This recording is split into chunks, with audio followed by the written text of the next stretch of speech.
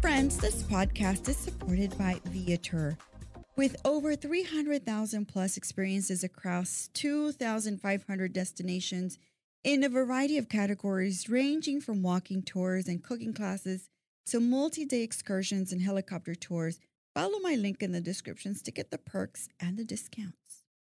Also supported by Mod, a modern intimacy, modern sexual wellness company built on quality, simplicity, and inclusivity.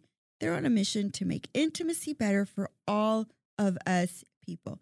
Use my unique promo code AliciaE10 and get 10% off your purchases at the checkout. Also, never run out of clothes to wear. Use the link in my description for a discount on your membership for Rent the Runway. Support me in building the personal libraries for young readers in Houston. My link in the description will help you and lead you to donate for our book drive. Don't hesitate. See you there. Welcome back to the Vibes by Alicia podcast, a lifestyle show that helps women 40 plus with lifestyle tips to enjoy their 40s to the max through education, conversations, and inspiring interviews. This podcast was designed for you, to empower you, and all of my 40 plus women to get out there and become the baddest of them all. So today is our mid-season Gabfest, and of course, I have my amazing producer, Jamaal. What up? So Jamaal and I have been doing our mid-season Gabfest for a few seasons now. I think maybe this is our 4th season now, where we do our Gabfest, right? Third or fourth. Yeah, something like that. And our Gabfest is just a way for us to talk about all the hot topics, everything that's kind of like percolating out in the social media, in the ethos, in TV, in movies, in the Twitter world. Are you on Twitter, Jamaal, by the way? I am on Twitter. Oh, I wasn't sure. That's about the only way I know what's even happening. Are you still on Twitter even after Elon Musk took over? Unfortunately, but it's kind of like watching the train crash in slow motion. Right. Because it's just getting worse and worse. Yeah. And that's what I keep hearing. But honestly, after Elon Musk took over Twitter, I really started getting like more like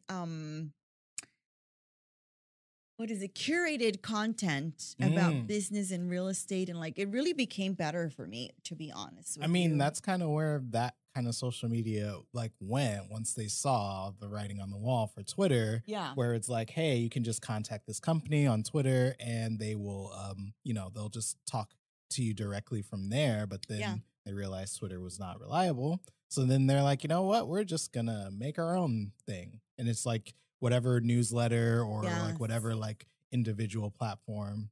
It's interesting. The internet's kind of going back to how it was back in the old days. Yeah. Where you had like little fiefdoms, like you didn't have mega websites. You just had like little websites that you would go to for particular things.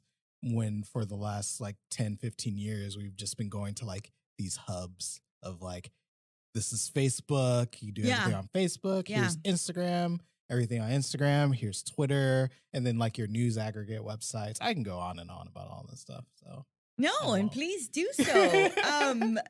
Jamaal is my producer, you guys. If you are just tuning in and you haven't been a part of this podcast for the last 3.5 years, Jamaal Jones has been my producer. He's been a photographer for me. He's been doing content for me. I think we started our relationship when you kind of like got going on like my flat lace. Remember that? Yeah, when you were still doing the store stuff. And when I was still at my store. Yeah, that was great experience. I learned a lot of product photography. You did, and your flat lays are like amazing. It took a while. You didn't like them. No. They got better as they went along. Of course, I'm going to give my feedback. Yeah. But you're good. You're an amazing photographer, and definitely someone that creates amazing, beautiful content, and someone that like you guys have seen a lot of my photography. You will see that that's a lot of Jamaal. And so for today, we're doing our mid-season Gabfest, and it's something that we do right in the middle, right at episode 6, because our episodes are seasons, and the whole season is a 12 episode season. So episode 6 is where we do our little mid-season Gabfest. It's just like the hot topics for the day, kind of like The View does the hot topics. We do a little hot topic thing too. Just need like a little break in the middle of the season. A little break, a little fun break. Check in with the world and what's going on. Yeah. Exactly. And so today I am going to be starting this Gabfest with Tina Turner. Rest in peace. And Tina Turner was just kind of the icon for my generation, Generation X. She was such an influence, an icon, a woman to just aspire to be. She was sexy, she was beautiful, she was powerful, and someone you kind of just look to for inspiration and motivation, to be honest, as a woman. I am a baby. I missed all the Tina Turner stuff. Are you a millennial? I am a millennial. Oh my goodness. Yeah. No you know that we have that little wonder. age gap, and it is showing. Jamal, how old are you? 34. I'm gonna be 40. Are you good? You just turned 34? I'm gonna be February. 48. I'm gonna be 48 in July. Ooh, so that means, yeah, you're definitely a millennial. Years apart. So yeah, we were discussing this a little bit earlier, but like I feel like the Tina Turner stuff hit a little differently for people for sure. my age and younger, because a lot of what Tina Turner was for us was from the movie, which I also haven't seen. What was the movie called? What's Love Got to Do? What's Love Got to Do with Angela Bassett? Yeah, so a lot of people know actress. Yeah, so a lot of people know the Tina Turner stuff from that. And people like making jokes over the last 20, 30 years about the domestic abuse that she went through. She endured, for sure. And it still persisted even like after she died. A lot of people were posting jokes on Twitter about, you know, what she went through. And then people had to point out like, it's not okay. She really went through it. And I don't think I know the exact extent of that. No, it's like kind of like learning that the artists of today were somebody back then. Like, for example, when I was a young girl in the 1980s, 1990s, my dad introduced me to the Beatles. And the Beatles were actually a band that was out in the 50s and 60s. But because I was a daughter of someone that admired the Beatles and loved the Beatles and learned to speak English through the Beatles, it became sort of like a connection for me and my father. So whenever I listen to the Beatles music, I think about my dad. I don't think about the Beatles. I think about him because he introduced me to the Beatles. So I think a lot of the music and the musicians that came later, probably in the 80s and 90s, have an impact on the younger generation because I think they just stood for something different in different generations. Like for me, Tina, as a Gen Xer, she was the comeback girl. She was the girl that we saw go through hell and come back, triumphant. Really like had to start over from the bottom. Basically, right. Yeah. And so she broke up with Ike, her husband, her abusive husband, Ike Turner, in 1976 before she resumed her career as a solo act in Las Vegas and in disco clubs. The following decade, the 1984 Private Dancer album, Tina became a re-emerging multi-platinum smash. She attained superstardom in the 1980s, and it surpassed everything that she had achieved with her ex-husband, Ike. So I think that's where we come from, like, those eras of Tina being abused by Ike Turner, her ex-husband, and then becoming a triumphant story of success, of resilience, of coming through domestic violence, a lot of verbal abuse. She went with him, but I think for us, in terms of like who she was and the tribute that I want to give to her as a Gen Xer, is she was that woman that inspired us to just live life to the fullest.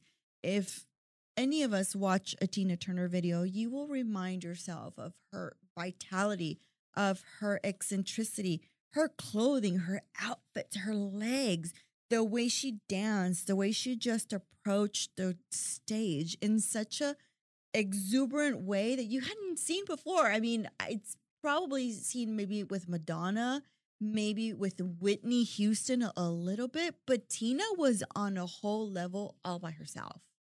Really selling me on You like got to go watching back. watching and listening to Tina Turner stuff, because I really don't have any experience with Tina Turner. I think for us, I think in terms of where she was in our generation, is she was the queen of like MTV back in the day when MTV just started in the 1980s. I was born in 1975, so I was probably like 7, 8 years old when I really started getting to MTV, and she was the queen of MTV because before that she was the wife of Ike Turner, and she was kind of under the auspices of her husband. But when she became Tina Turner, which by the way, she negotiated with her husband to keep the name because she was not born Tina Turner. Right. Her name was very, very different. She became Tina Turner after her husband gave her the name. She became sort of like the darling of MTV, which was launched in 1981. It was very visual. It was all videos. It was all, beautifully set back when to her music. MTV was still about music. When it was still and about not music. trash reality No, TV. it wasn't. It was all about the music. She was playing smaller venues because after she broke up with her husband, after she left her husband who was abusive, she, went on to become a solo career. She asked for her name. All she asked for, she didn't want anything from Ike Turner. She just said she wanted her name. She wanted Tina Turner. She wanted that name to continue. She played in smaller Vegas venues. She was touring abroad. She appeared on TV shows. She was doing some recordings, but I think the biggest thing for her was when she was able to land some high profile gigs with Rod Stewart and with the Stones. And I don't know if a lot of people know about this, but Tina Turner was known as the R&B Motown girl. She didn't become rock and roll until she associated herself with the Rolling Stones and with like David Bowie. Did you know about that? Not at all. I know. So a British synth pioneer, Martin Ware was his name. He helped launch Tina Turner when she went out and sought him for the comeback, the 80s comeback. She didn't have much to go with, but a lot of people said, you are like rock and roll. You have that spirit. You have that vibe. She was sexy. She was fun. She was boisterous on stage. You know how a lot of those artists, I don't know if you've ever seen like a Rolling Stones concert, but they're like, not at all. Are you such a millennial? What are you, Gen Z or what? All I know of the Rolling Stones was they had a couple songs in Guitar Hero, so that's pretty much.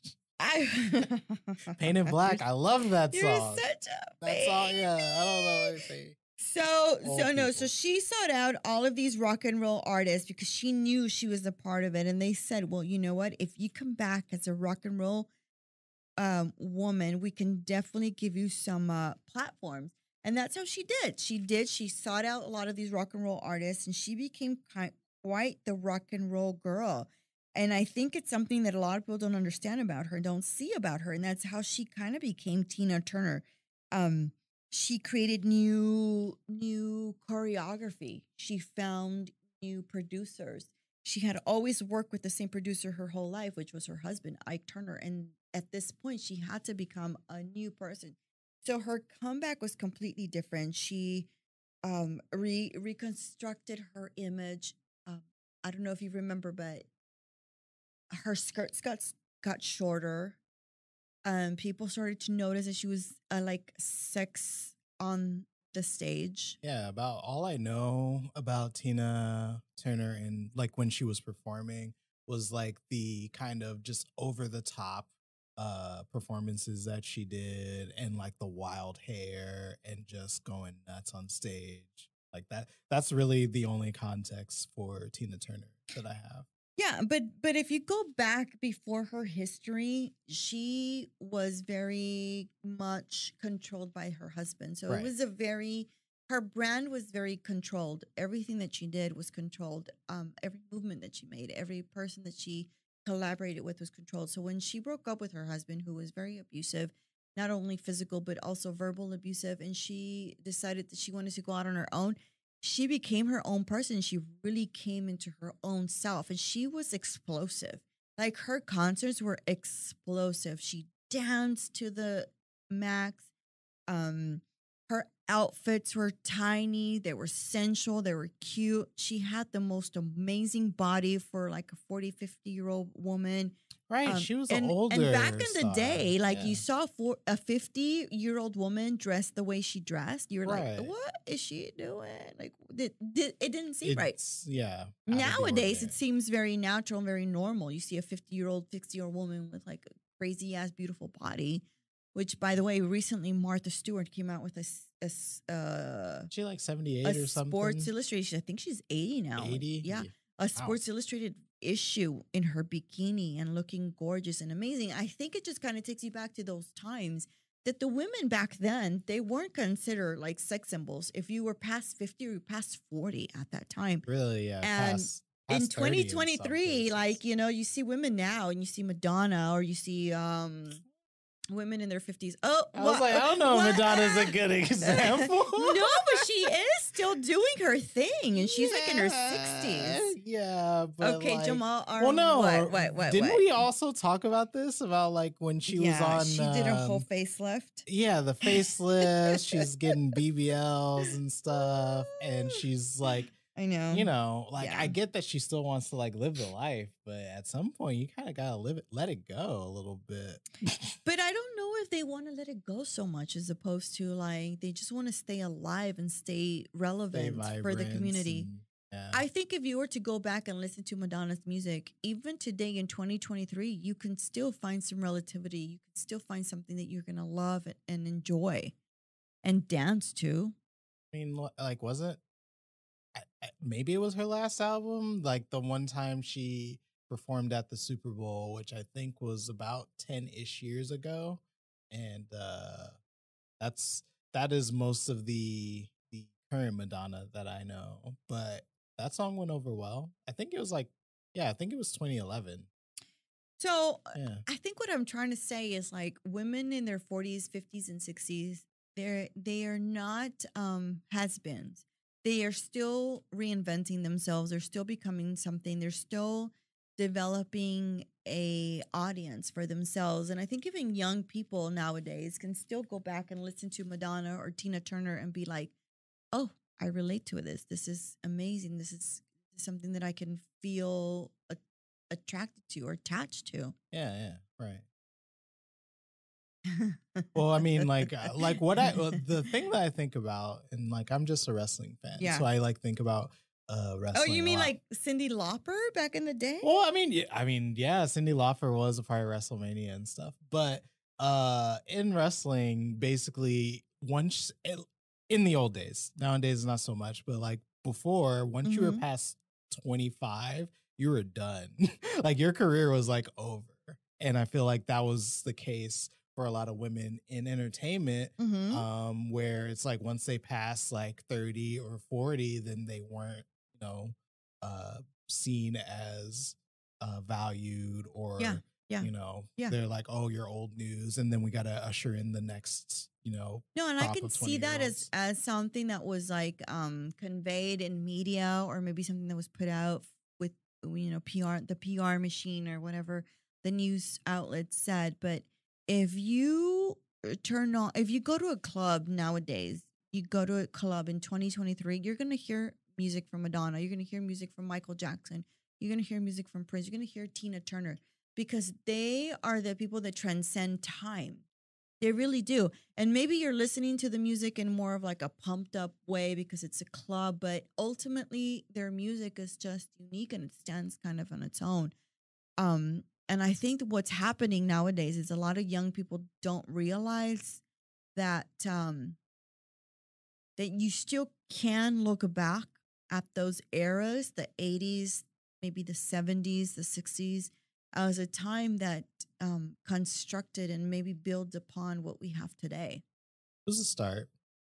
Right. Just about everything. You know what's funny? My dad would say that nothing good happened in the 80s. Especially like when it came to music. He was not up. Was he, what was it, he a fan of, like 70s and 60s? Yeah, 70s, 60s, and everything after that. But he's just like, the 80s was bad time for music. But that's when a lot of stuff like began. Right. I mean, I can tell you right now, I'm a 47-year-old woman and I listen to my son's music. He's in his 20s. And I say to him, like, this is like, what the hell are you listening to? And this is good for you guys? What? No, don't be a boomer. I'm trying not to be a boomer. I'm a total Gen Xer, but I'm like, this music is crap. This is like so crappy. It has no beat. It has no rhythm. You can't dance to this. You're just like singing along to it. It's just the style of the time. It is the style of the times. But I do believe that there are musicians such as Tina, such as Whitney, such as Madonna, such as Prince and Michael Jackson that transcend time. And the Beatles are a firm example of that because honestly, I listened to the Beatles when I was 12 years old and I became just a huge fan of them. And I didn't live through their era. They had done everything they had done by 1970. I was born in 1975, so by the time I listened to them it was 1985. They were done by then. John Lennon was dead by that time, but their music affected me. But I think it affected me, number one, because it was my dad's music, because he told me that he loved it and that was the way that he learned English, and he was obsessed with the Beatles. And number two was because their music was phenomenal, and I really did enjoy their music, and I really felt like their music inspired me and touched me. And today I feel like, if I'm going to share music with my kids, that's what I'm going to share. I'm going to share the Beatles music with my kids. Although they're, little Gen Zers now, I think, Gen Z. Is that what they are? Yeah, Gen Z. Z, Gen Alpha, whatever. Gen Alpha, right. Yeah. I don't think you ever disregard their history. No, I mean, it's history. Like, it's never going to be, I mean, for me, my callback to that era is Michael Jackson. So it's like, when thinking about how big he was when he was like on top of the world, there's like not very many people that can match that. Like maybe Beyonce. Maybe Beyonce. But like not much is matching that old, Madonna, Michael Jackson, Tina Turner. And so it's kind of like, Prince, the music of Prince. Yeah. So it's like with Tina now gone, I guess it's a signaling of an end of an era. Because all of like those people, they're now gone. Right. Every single one of them, actually. Tina, well, Madonna's still around. But Tina, she's still around. But you know who I thought about the other day was Dolly Parton. Yeah, because Dolly is also a woman of that time era of a bygone era where we just sort of like thought she would always live forever, but she's not going to live forever. She's definitely up there in her age. She in her 80s or something too, and she's leaving music behind that's so inspirational and touched a lot of people's lives. And she's the one who had that first song that Whitney Houston just made super famous. Can't think of the name right now. I Will Always Love You. And artists like Dolly, artists that are out there still alive that you think, gosh, when they are gone, it's all gone. The end of an era for sure. Yeah. So continuing our Gabfest, we're talking about things that are hot right now and the hot topics that are going on right now. And the next topic that I want to talk about, Jamaal, is a topic that just honestly just drives me crazy. And it's the Target boycott on Pride Month. Not Target. Target loses $10 billion in 10 days. The retailer has plummeted from 74.3 billion market value to 64.2 in the wake of customer boycotts over the Pride collection, featuring tuck-friendly swimsuits, LGBT baby wear, and design collaborations with the Satanist. And I'm cracking up over that word because it's the funniest. No. It's the funniest thing ever. Why do I think it's so funny? Because honestly, I mean, you're not a fan of religion in general. no, not at all. But Absolutely not. I'm not a religious person at all. I don't even believe in God or Satan. So this to me cracks me up. So it really kind of like makes me wonder why this is such a big deal, Jamaal. Help me out. I mean, I'm beyond the Satanist stuff because, like, if you ever actually do research, the people that call themselves Satanists are like very nice. They're not doing freaking like blood sacrifices or anything. They're just normal people, and they're actually just advocating for less religion. Their religion is no religion.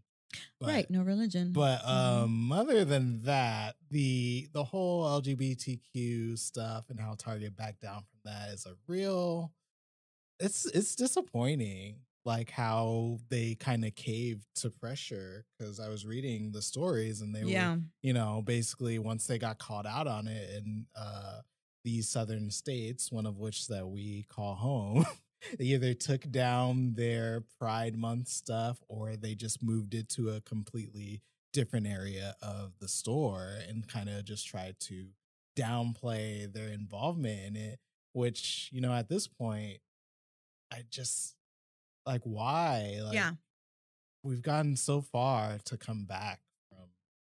No, but I think the bigger picture is honestly that I don't know why, but Christians in America feel that they are always ostracized. I don't understand why, because honestly, they're everywhere. Like, we have to be subjected to the Pledge of Allegiance. Mm-hmm. We have to be subjected to them always talking about it in every possible way. If it's sports, if it's the morning news, if you go to your school or somebody's like deciding, oh, let's just do a little prayer, like that is subjecting your Christian values on other people as well. And I don't remember one time that I ever said, hold on, I'm not a Christian. Stop your prayer right now. I'm not comfortable with it. I have never said that. Right. Because honestly, for me, it's like, okay, you want to do your prayer? Do your prayer. That is my moment to say thanks for what I have, to be thankful for everything around me. I'm not praying because I really don't believe that prayer is something that like actually helps. But if it helps other people, I am not the person that's going to say, stop it. But why are they so comfortable in coming into other spaces and saying, stop putting pride, rainbows in Target? I don't like it. Rules for thee and not for me. But I don't get it. What is it hurting? Because our nation is becoming this perverted, just what's the word? Secular, degenerate. But we've always been secular, Jamaal. According to the Christians, like no, the founders made it a secular nation. The founders were very clear that it was separation of church and state. Yeah, but we're getting further and further away from that. And why is that affecting them, though? If they want to raise their kids to be good little Christian kids, how does that affect them? Because they want to spread the gospel. It's like that. That's really it. It's like, no, I really need somebody to explain this to me because I don't understand it. I don't get.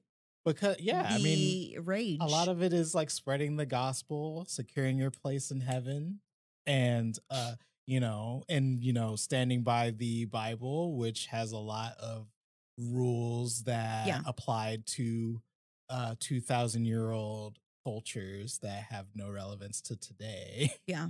But there's a lot of hypocrisy there. I used to go to church a lot and I fell out of it for a lot of different reasons, but a lot of it was the hypocrisy. Like some some verses mean more than others. Meanwhile, in Leviticus, it definitely says you're not supposed to be eating crab.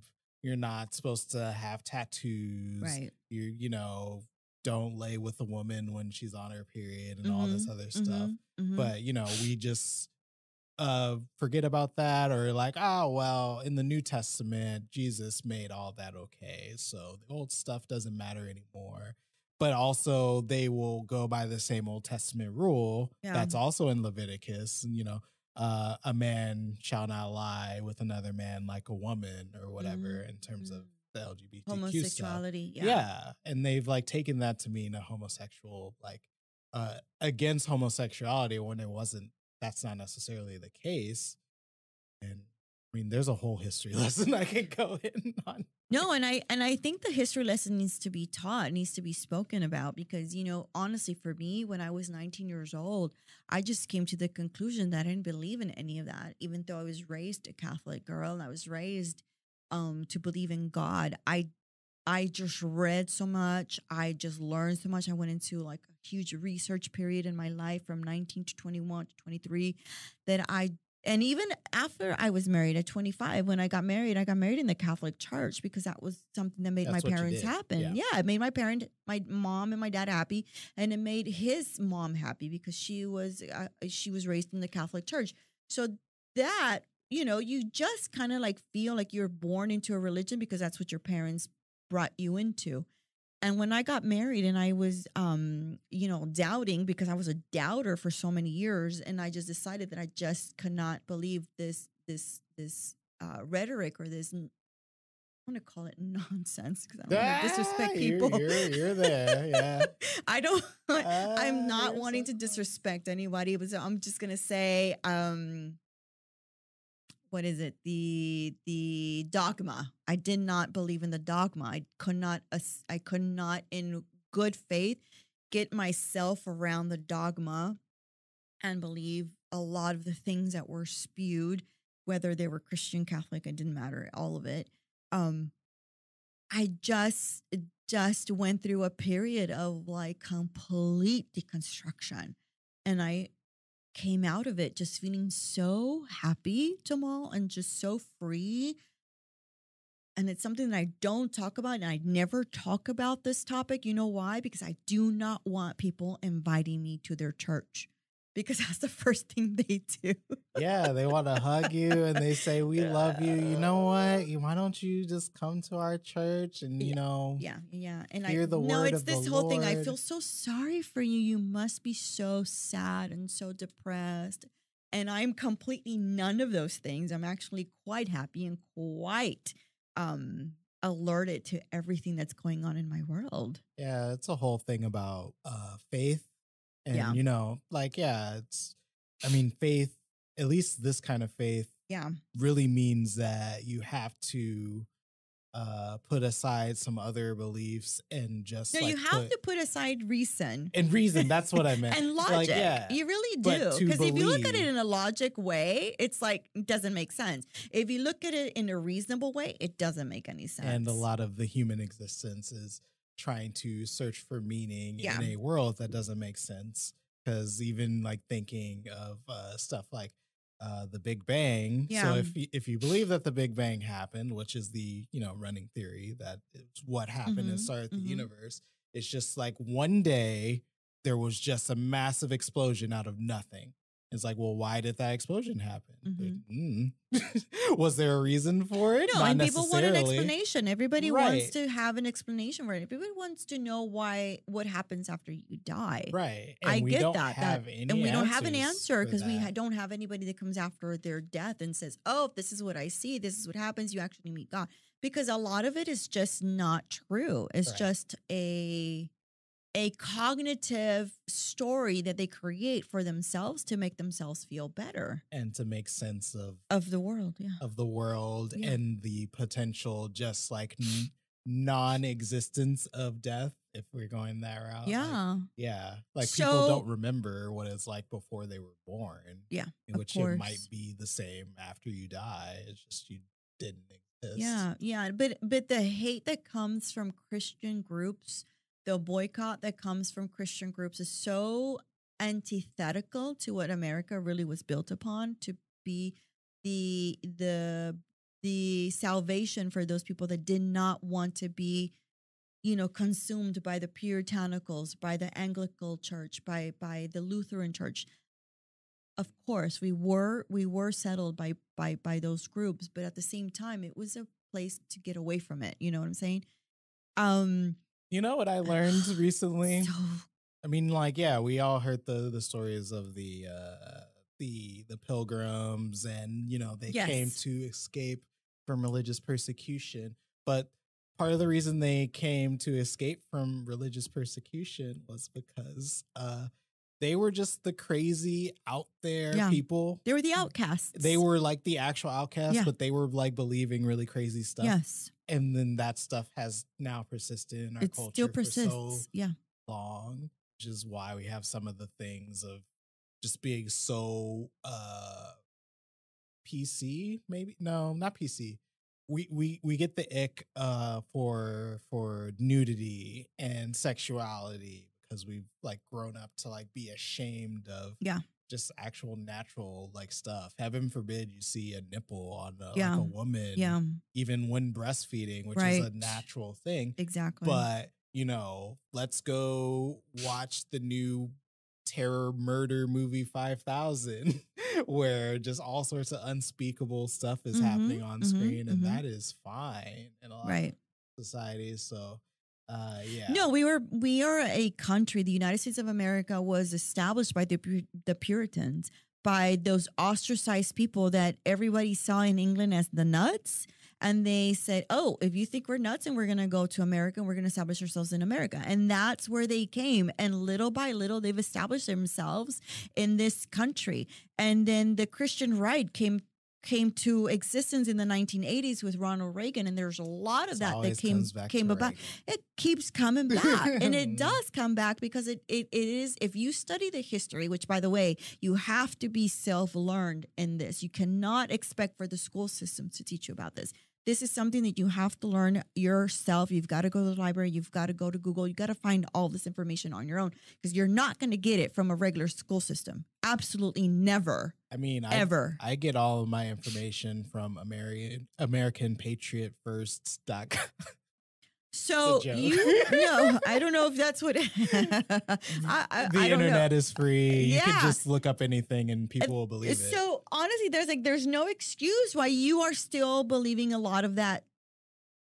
Okay, I'm not gonna say it. That stuff. I'm not saying it. I'm all of that. But and there is a history in this country, the colonizing. One of the things when I was 19 years old, what I learned when the Spaniards came to Mexico and they burned all of the codexes of the Mayans and their history, and they decided to put all of them in one pile and burn them because they were against the Bible. To me, that was like the creator. That was the deciding factor for me to be like, never again am I going to believe this bullshit because you decided that one day you didn't like the fact that the Mayans had recorded history in their way, in their sense of the humanity of their time, and you burned it because you didn't find it to be biblical. Absolutely, at that moment, it created a schism in my heart and in my life, and I never fucking went back. And what I did is I went and learned again about the Mayans, about the Aztecs, and so my way of belief is very earth-based because I find myself attaching myself to the natives of the country and the natives of Mexico and the natives of the United States, because to me, that is something that relates to me so much more. The relationship with the sun, with the moon, with the stars, with the earth, with loving the earth so much that you protect it against everything and everybody. When do you see Christians ever saying they're going to protect the earth against anything and everything? I mean, no, because life is outside of earth. Life is in heaven. Life is supernatural. I was give a whole other answer of because to Christians, the earth is made to be ruled over by humans and to not necessarily disrespect, but just take advantage of the land, the animals, and everything for the sake of humanity, which is a very selfish and just not forward-thinking way. It's why we're heading for climate change, all these other things. Mm-hmm. But to bring everything back to Tarjay and their LGBTQ stance, they effed up. There was an article that you shared that Ted Cruz was saying it was going to be a lot harder to boycott Target because it's not like Anheuser-Busch, because you can just go and buy a Coors another beer, which is also funny because most of the beer in the country is owned by Anheuser-Busch. It's just under a different name. Interesting. So a lot of the alternatives they're going for, it's still the same company. You're still I know, and honestly, when when Ted Cruz says something, do you actually even like listen to what he's saying? Because he's so full of shit most of the time that I hear what you're saying. Of course, the Anheuser-Busch thing is different because you can always go to a different beer. You can always say, hey, give me a Coors. I don't want a Bud Light. Like, fuck Bud Light. I want the Coors. But when it comes to, for example, Target, it is a place where people go shopping. They get their groceries, they get their food, they get all of their cool, interesting things. I go there for makeup all the time. I get my creams at Target. I maybe not shop there as much as any other place, but I'm definitely getting like specialty items at Target. When I was getting my lounge, my podcast lounge going, I went to Target because they have cool, interesting aesthetics. Their designers are unique. They're different. They have color. It's vibrant. It's not expensive. It's actually quite cool and amazing. I have a new, and so I have like different things, different motifs in my lounge now that represent me better. And I think Target has a lot to do with that. And I just want to close out this part with this one comment this mother made on one of those posts. And I don't know if it was TikTok or it was Instagram. And she said, I will never buy from Target ever again because how dare they, try to get my children to believe in cults and Satanism. And I'm like, if your kids are believing in Satan or cults, that's your problem as a mother. That isn't Target's problem. You did not raise your kids correctly because my kids, honestly, my kids are not raised with any religion. My kids are not raised with any predisposed notions of like, babe, I was raised Catholic. You have to go to Catholic school and you got to do everything like the Catholic, you got to, but whatever. Absolutely not. My kids are not going to fall for that shit. You know why? Because they just don't fall for any of that shit. So why is she so consumed and so worried that her kids are going to go for Satan? Because Target put out a T-shirt. Because they've been exposed to rainbows, and that is gay propaganda, and they're gonna grow up to become sexual perverts in their eyes. And to me, honestly, Jamaal, if that's your problem, then that's a mom problem. That's not a Target problem. That is you raising your kids' problem. That's not a Target problem. Because my kids are definitely not going to go to Target and find a T-shirt and believe in Satan. And my kids have been raised by a mother that doesn't believe in anything and just says to them, go be you who you are, my babies. If eventually they decide they want to join a church, that's their prerogative and that's their choice. I didn't bring them up forced in a church or forced in a religion. If my little one says, Mom, I'm attracted to Islam, and that's my son's choice, because at 17, 18 years old, he made that decision to join Islam, to join the Pentecostal church, whatever church they want to join. I don't care. I did not bring you up to become me. You are you. Yeah, some people don't agree. Yeah. So that takes me back to a show that I want to recommend to everybody, and it's a Hulu documentary called The Hillsong. I'm talking about church because I'm all into churches and cults. It's called Hillsong, a Mega Church Exposed, and it's about the Hillsong Church. You know, that big mega church in New York. Huge celebrity beloved church. Like it was like Justin Bieber, all the crazy celebrities were all up in there. Yeah, the celebrities. All up in that jam.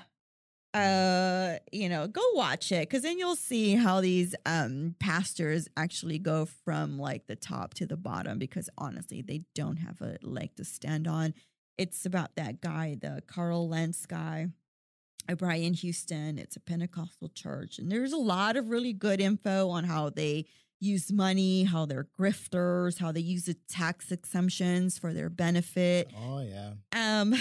Go back and look at that. It's on Hulu, and it's such a good show. It's probably just 4 episodes, but it's just such a good thing to watch. And open your eyes. Don't close your eyes. You're not going against anyone if you decide to change your mind, and you're not all up on the church that your mom and your dad raised you to be. And it's okay. There's a lot of us out there that do not follow what our parents wanted us to follow. I mean, in general, I think these are just shows that are trying to bring accountability to the church when they're not taxed or really regulated at all, because they're religious institutions. But then when you like look at the underbelly, there's a lot of corruption. Yeah. There's a lot of shady deals that are happening, all in the name of God, which that is also like tragic. And it's tragic because you know what it is? It's gaslighting people. Like when I was going to a mega church, I wanted to think that everything, all the money that they were raising was going to like good causes, because they were doing, making community centers, making, trying to get to people, even like just, converting people and having them have faith so they can, either believe in themselves or just hang on for another day. Like, I thought that was a net positive. Yeah. But it's just at the end of the day, there needs to be more eyes on this, because they go way out of control in terms of the money and the level of corruption. And there's that Bible quote of the parable of like the rich person, something can't go through eye of a needle. I think it's like a rich person has a better chance of getting into heaven than they do going through an eye of the needle, something like that. Which is essentially, it's like, if you're like horribly rich, you have no chance of getting into heaven because you've basically hoarded all your wealth. And so like to disregard that message of Jesus in the New Testament, if you claim to be one of Jesus's followers, like, why are you not doing better with accountability, with funds and your money? Because I don't know about Hillsong. All I can think of are the Joel Osteens of the world. Yeah, it's very much the same. Very much the Kenneth same. Copeland. Yeah, Kenneth Copeland. Bishop T.D. Jakes. T.D. Jakes. Yeah. What's the name of the other one? The other lady, the other white lady, a white older lady. She reminds me so much of that nonsense too. What is her name? I can't remember her name. I do know who you're talking about. She's an older lady. I mean, I can just listen to her and listen and say, oh my gosh, she's just full of crap. But honestly, like, if we pay attention and we look at it closely, our eyes will be open. But I don't think a lot of people want to look at it very closely. I think it scares people to look at it very closely because it's something you were raised with. And if you feel like you're going against something you were raised with, or something your parents, brought you up with, you feel like you're going against your parents' wills, and you're going against your family. You're going against everything that you were brought up to be. So deconstruction is a very, very tough thing to go through, a very difficult thing to go through. But once you go through it, you realize how phenomenal, how fantastic life can be on the other side. And how lovely life can really be when you don't have those constructs anymore on your head and in your mind anymore. And as a parent, you make a very decisive decision and very, very important decision that you decide how you're going to raise your own children, as opposed to how we were raised as ourselves, right? Like, we were raised to be certain things because that's who our parents were. Well, what if you just decided that you weren't going to give your kids that same upbringing that you were brought into, and just allow them to decide for themselves if they want to join a church, if they don't want to join a church. I don't know where my kids stand in that sense, and I'm okay with that. Like, I am totally, absolutely okay with that. And if my kids ask me, Mom, well, where do you stand? I will say, well, this is where I stand, honey, but it's your decision if you want to follow, or if you want to believe something, or if you want to go this route or that route. You know, they have that ability to think for themselves. I don't know if that's new age thinking. I don't know if that is a newfound way of raising kids. I don't know if it's secular. I don't know if it's humanist. It could be, probably. For me, it is just the right way to do it. I really find myself, even when I go home to my mom, and she's always thanking God for everything, and like, thank you for this, and thank you God for that, and thank you. I go with her, and I go along with her because that's who she is, and I love her, and I'm never gonna hurt her, and I'm never gonna say, Mom, don't believe, don't think that way, ever, because that's how she is, and that's who she was brought up to be, and I would never hurt her feelings or never hurt her. But I think one thing that my mother realizes about me is she can't impose that on me, and she won't, and she never has, and that's something that I appreciate so much about her, that I give her thanks and I kiss her so much, because I say, thank you for just allowing me to be who I am and not forcing me to be who you think I should be. And that's where I want to close down this episode, Jamaal. It's been a great episode. It's been deeper than I thought it was going to get. It did. It went places. It went deeper than I thought it would ever be, because I think that I blurted out a lot more than I wanted to. But okay, whatever. If people, if you keep listening, you guys, there's a lot of good stuff. Oh my God, did we offend some people? Who knows? I hope not. I hope if I did offend you, I am sorry. Look at yourself and think about why it offended you. Oof. But I am not imposing myself on you. I'm not telling you how to be or how to become or what to think. I am absolutely not doing that at all. And that's why I don't talk about this topic, because I definitely do not want to be a spokesperson for anything or anyone. And the reason why I do keep a lot of this to myself is because I don't want people to tell me that I have to be a certain way either, because that's just not going to work with me either. But it's very respectful. It is full of love. It comes from a place of like a lot of thought. My thought and my viewpoint comes from years and years of research and reading and thinking things through. It does not come at I'm 47, almost 48, just deciding one day to become. I was 19 years old when a lot of things started to change for me. So it's 19 to 49, the 30 years. Yeah. So I am here to hear what you got to say. Leave me your comments. Jamaal wants to know what you think. Jamaal, you're the best ever, dude. Oh, stop. Yes. No, you are. Doing my job. Well, you do a damn good job, because you're my producer. You do my editing and everything else. And like, I'm so thankful for you. And somebody else I could not have this Gabfest with. You are just my Gabfest Appreciate collaborator.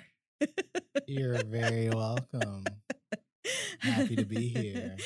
So let us know what you think. And if you don't like what we have to say, honestly, guys, let us know. We really are absolutely open to everything and all the opinions. And if you believe what you believe, perfect. It's wonderful. It's lovely. And I'm not going to I don't want to change your mind. I absolutely do not want to do that. Everybody comes from a different viewpoint and different backgrounds. And that's beautiful. And that's what I think is so amazing about being somebody, agnostic, is that, we don't have any qualms with anyone at all. And your thoughts are your thoughts, and they're super respectful. And I'm not going to go to Target and try to kill the Target, employee, right, and destroy the Target exposition because they decided to do something different. That's just very antithesis of who we are.